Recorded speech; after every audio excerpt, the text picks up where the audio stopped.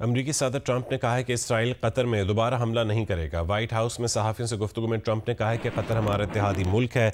Hamas ने कहा है कि वो यरगमालियों को मार देंगे। बोले बेअमनी का शिकार शहरों में मरहलावार नेशनल गार्ड्स तैनात करेंगे। शिकागो और न्यू ऑर्लिन्स में नेशनल गार्ड्स तैनात किए जाएंगे। उनके हुक्म पर अमरीकी फोर्सेज ने वेनेजुएला में दूसरा फ़ज़ाई हमला किया और 3 दहशतगर्द मारे गए। कार्रवाई उस वक्त की गई जब दहशतगर्द मुनशियात मुंतकिल कर रहे थे। हमले में अमरीकी अफवाज का कोई नुकसान नहीं हुआ। मुनशियात माफिया अमरीका में मुनशियात स्मगल करने की कोशिश कर रहे थे। दोहा इजलास के बाद मुश्तरका एलामिया जारी कर दिया गया है। एलामिया में इसराइल की जारहियत को अमन की राह में बड़ी रुकावट करार दिया गया है और कतर पर बुज़दिलाना और गैर कानूनी हमले की सख्त अल्फाज में मज़म्मत की गई है। एलामिया में कतर की खुद मुख्तारी के दिफा के लिए मुकम्मल हिमायत का इजहार किया गया और कतर को जवाबी इक़दाम के लिए मुकम्मल ताउन की यकीन दहानी करवाई गई। इजलास ने कतर के सालसी अमल पर हमला आलमी अमन कोशिशों पर हमला करार दिया। एलामिया में कतर, मिस्र और अमरीका की जानिब से गजा जंगबंदी की सालसी कोशिशों की मुकम्मल हिमायत का ऐलान किया गया। इजलास ने इसराइली हमले को जवाब देने की हर कोशिश की सख्ती से मुखालफत की और इसराइली जारहियत को दुरुस्त साबित करने की किसी भी कोशिश को मुकम्मल मुस्तरद कर दिया। इजलास ने कतर को दोबारा निशाने बनाने की इसराइली धमकियों की शदीद मज़म्मत की।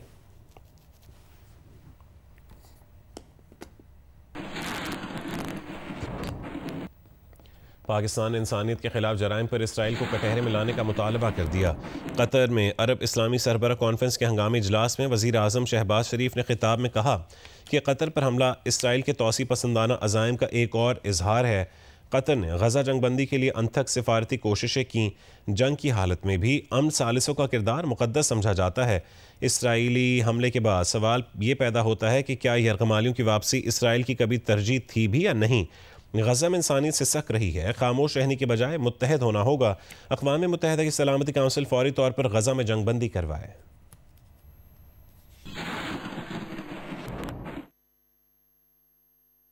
Israel must be held accountable for its war crimes against humanity. Creation of an Arab Islamic task force to adopt effective measures to ward off Israeli expansionist designs. We reiterate the OIC's call to suspend Israel's membership of the United Nations. Fourth, member states should actively consider implementing other appropriate measures against Israel. Even in wartime, the role of peace mediators is always deemed inviolable and held sacrosanct. They are the messengers of fragile hope of keeping dialogue alive to advance prospects of peace. One is therefore compelled to question, why then this charade of negotiations? Was the return of hostages ever a priority for a country that has no respect or regard for human life? आज़म शहबाज शरीफ ने दोहा में Saudi वली अहद शहजादा मोहम्मद बिन सलमान से हंगामी अरब Islamic summit के मौके पर मुलाकात की। नायब वज़ीर आज़म इसाक डार और army chief field marshal Asim Munir भी मौजूद थे। वज़ीर आज़म ने सऊदी वली अहद मोहम्मद बिन सलमान की जुर्रतमंदाना और बसीरत अफरोज़ क़यादत को सराहा। कहा कि पाकिस्तान अक़वाम मुत्तहिदा की सलामती काउंसिल और OIC समेत हर प्लेटफॉर्म पर भरपूर सिफारती हिमायत फराहम करेगा।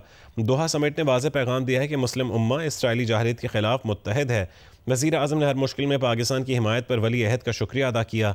सऊदी वली अहद मोहम्मद बिन सलमान ने कहा है कि वो वज़ीर आज़म शहबाज शरीफ के दौरे रियाद के मुंतज़िर हैं। सऊदी वली अहद ने वज़ीर आज़म की क़यादत और कतर से ज़ाहिर यकजहती के लिए पाकिस्तान की सिफारती काविशों को सराहा। वज़ीर आज़म शहबाज शरीफ तुर्क सदर रजब तैयब एर्दोगान, अमीर कतर, फ़लस्तीन, ताजिकिस्तान और मिस्र के सदूर से भी मिले।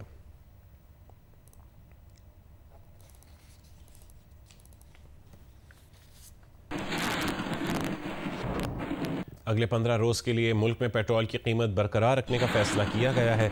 इस सिलसिले में वज़ारत ख़ज़ाना ने नोटिफिकेशन भी जारी कर दिया है। पेट्रोल की कीमत 264 रुपये 61 पैसे फ़ी लीटर बरकरार रहेगी। डीज़ल की कीमत में 2 रुपये 78 पैसे फ़ी लीटर इजाफा किया गया है। डीज़ल की नई कीमत 272 रुपये 77 पैसे फ़ी लीटर मुकर्रर कर दी गई। नई कीमतों का इत्तलाक रात 12 बजे से हो चुका है।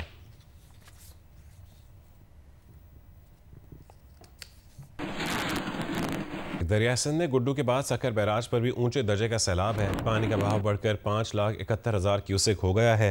फ्लड फोरकास्टिंग डिवीजन लाहौर के मुताबिक गुड्डू बैराज पर पानी की आमद कुछ कम होकर 6,24,000 क्यूसेक हो गई है। कोटरी बैराज पर निचले दर्जे का सैलाब है, मगर पानी की आमद बढ़कर 2,93,000 क्यूसेक हो गई। दरियाए सिंध में कोट मिट्ठन, राजनपुर, चाचड़ा शरीफ पर पानी की सतह मजीद कम होकर 11 फुट पर आ गई है। दरियाए चनाब में हेड पंजनत पर पानी का बहाव में कमी का सिलसिला जारी है। बहाव 2,34,000 क्यूसेक पर आ गया। सैलाब दरमियाने दर्जे में तब्दील हो गया। दरियाए सतलुज में गंडा सिंह वाला और हेड इस्लाम पर दरमियानी दर्जे के सैलाब हैं, जबकि हेड सुलेमानकी पर निचले दर्जे का सैलाब है।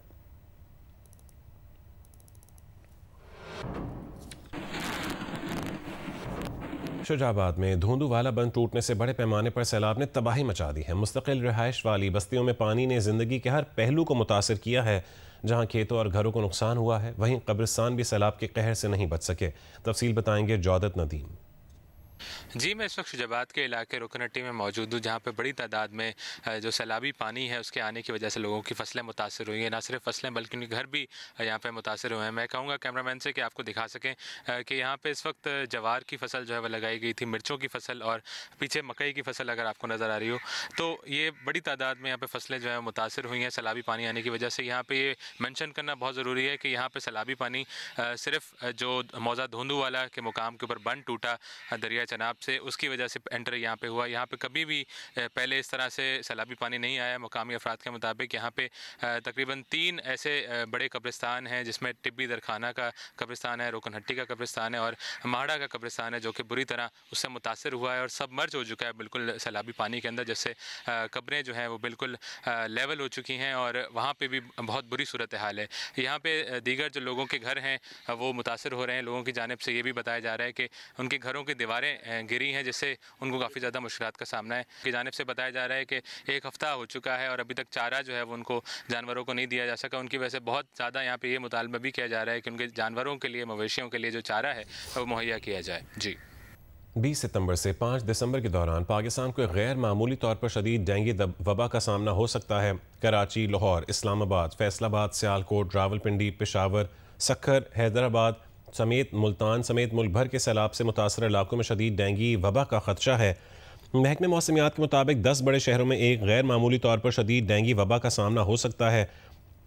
बरसात के बाद 20 सितंबर से 5 दिसंबर के दौरान बड़े पैमाने पर वबाएँ रिपोर्ट हुई हैं। खड़ा पानी और नाकिस निकासी आप के बायस मच्छरों की अफजाइश और डेंगू के फैलाव के लिए मौजू माहौल पैदा हो गया है। मुतालिका इदारे वसी पैमाने पर फ्यूमिगेशन और स्प्रे करें। सैलाबज़दा इलाकों में बंद नालों और खड़े पानी को साफ़ करें। मच्छर कंट्रोल और सफाई की सरगर्मियों को सैलाबी इमदादी कार्रवाइयों का हिस्सा बनाया जाए।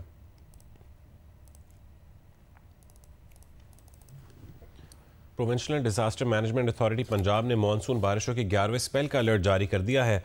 मानसून बारिशों का 11वां स्पेल आज से 19 सितंबर तक जारी रहेगा। इन बारिशों से बड़े शहरों की नदी नालों में तुग़यानी का खदशा है। तर्जुमान PDM पंजाब के मुताबिक 16 से 19 सितंबर तक पंजाब के बेशतर अजला में शदीद बारिशों की पेशगोई की गई है। इस दौरान रावलपिंडी, मरी, गलियात, अटक, चकवाल, जेहलम, लाहौर, गुजरात और सियालकोट में बारिशें मुतवक्के हैं। नारोवाल, हाफिजाबाद, उकाड़ा, साहिवाल, कसूर, सरगोदा और मियाँवाली में भी बारिशों का इम्कान है। 18 और 19 सितंबर को रावलपिंडी, मरी, गलियात के नदी नालों में बहाव में इजाफे का इम्कान है, जबकि बड़े शहरों के नदी नालों में तुग़यानी का खदशा है। सूबे भर के कमिश्नर्स, डिप्टी कमिश्नर्स के अलावा सेहत, आबपाशी, तामीर व मवासिलात और लाइफ स्टॉक के महकमों को अलर्ट जारी कर दिया गया है।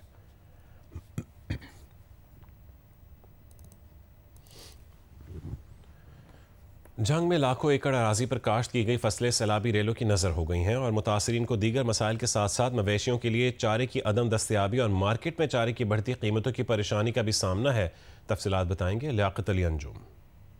दरियाए चनाब में आने वाले सैलाबी रेले ने जिला जंग के 3,90,000 एकड़ रकबे को अपनी गुजरगाह बनाया है और चारों तहसीलों में 2,81,855 एकड़ अराजी पर काश्त की गई फसलें पानी और मिट्टी में दब जाने से ज़ाय हो गई हैं। सैलाब मुतासरीन की अक्सरियत अपने मवेशियों के साथ दरबदर है और चारे की कमी और कीमतों में इजाफे से परेशान है। मुतासरीन कहते हैं कि वो खुद तो भूखे रह सकते हैं, मगर मवेशियों का क्या करें। चलो आप तो भूखे रह सकते हैं, डंगर भूखे नहीं रख सकते। ये मेहरबानी की जाए। अगे 300 रुपये मारना है, हूँ 500 रुपया मारना है। चारा फरोशों का कहना है कि सैलाबी इलाकों में चारे की फसल की तबाही से मार्केट में चारे की कमी वाक़ई हो गई है और दूसरे शहरों से आने वाला चारा महंगे दामों बिक रहा है। सैलाब से तबाहाल किसान हुकूमत से फरियाद कर रहे हैं कि उनके मवेशियों के लिए चारे की फराहमी मुमकिन बनाई जाए और चारे की कीमतों में कमी लाकर उनके लिए आसानियां पैदा की जाएं। कैमरामैन रमज़ान भट्टी के साथ लियाकत अली अंजुम, जियो न्यूज़, झंग। कराची के मुख्तलिफ इलाकों में सुबह सवेरे से हल्की बारिश और बूंदाबांदी का सिलसिला जारी है। महकमे मौसमियात का बताना है कि बहर अरब से आने वाली नम हवाएं और समंदरी बादल शहर में हल्की बारिश का सबब बन रहे हैं। आइंदा 24 घंटों के दौरान कराची का मतला जुज़वी अबर आलूद और मौसम मरतूब रहने का इम्कान है। महकमे मौसमियात ने शहर में कहीं कहीं हल्की बारिश और बूंदाबांदी का इम्कान भी जाहिर किया है।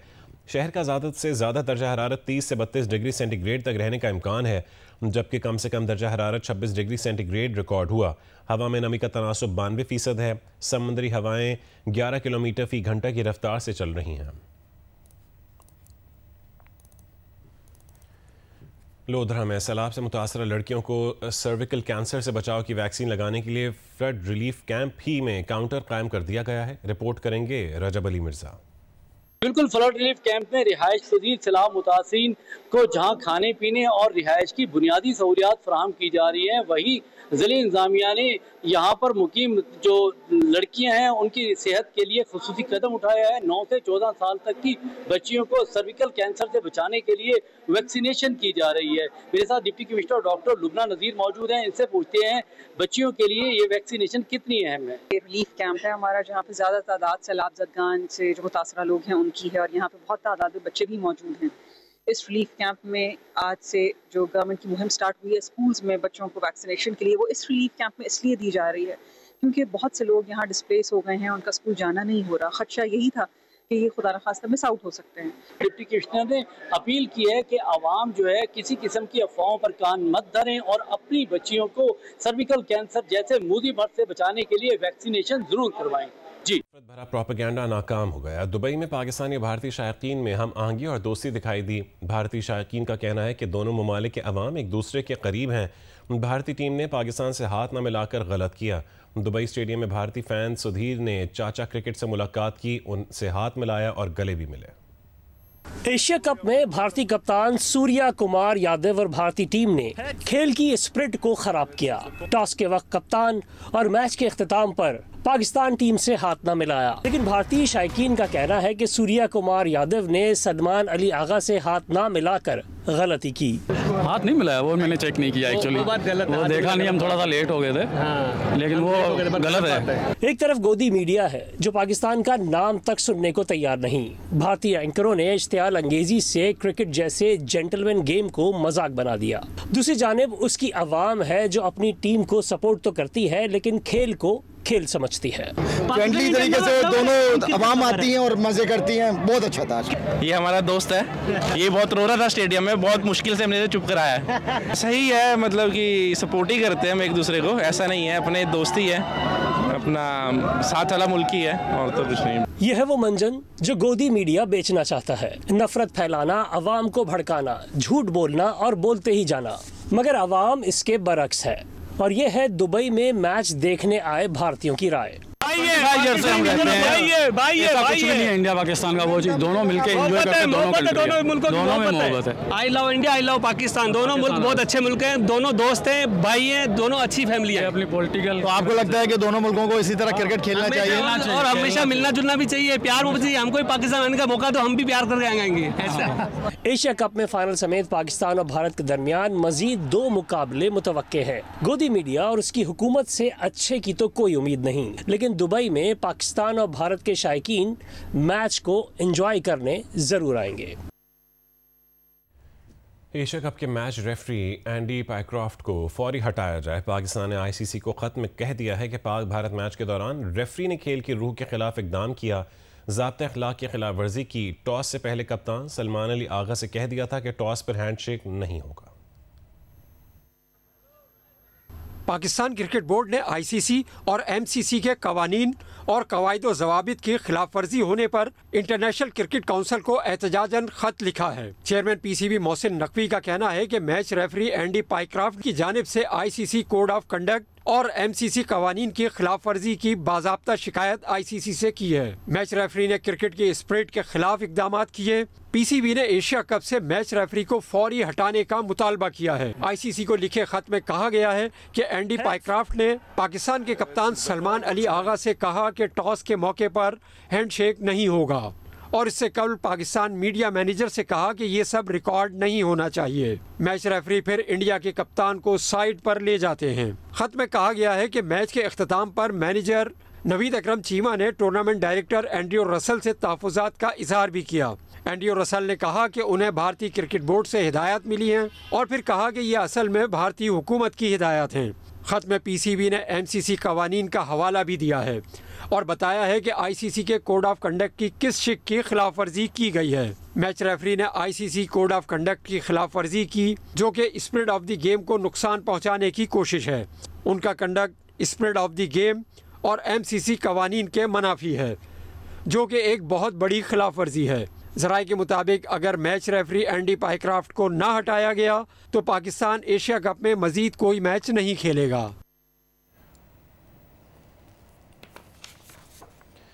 एशिया कप के ग्रुप बी में श्रीलंका ने हांगकांग चाइना को 4 विकेट से हरा दिया है। ग्रुप बी में यूएई ने ओमान को 42 रन से शिकस्त दे दी। दुबई में खेले गए मैच में हांगकांग चाइना ने पहले बैटिंग करते हुए 4 विकेट पर 149 रन बनाए। नजाकत खान 52 रन बनाकर नुमाया रहे। श्रीलंका ने हदफ 7 गेंदों कबल 6 विकेट पर हासिल कर लिया। पाथुम निसांका ने 68 रन की इनिंग्स खेली। एक और मैच में यूएई ने ओमान को 72 रन से हरा दिया। इवेंट में आज अफगानिस्तान का मुकाबला बांग्लादेश से। बलूचिस्तान में केज के इलाके शेरबंदी में सैनिटाइजेशन ऑपरेशन के दौरान आईईडी धमाका हुआ, जिसके नतीजे में पाक फौज के 5 जवान शहीद हो गए। आईएसपीआर के मुताबिक शहीद होने वालों में कैप्टन वकार अहमद काकड़, नायक इसमतुल्ला और लांस नायक जुनैद अहमद शामिल हैं। वाक़े में लांस नायक खान मोहम्मद और सिपाही मोहम्मद जहूर ने भी जाम शहादत नोश किया।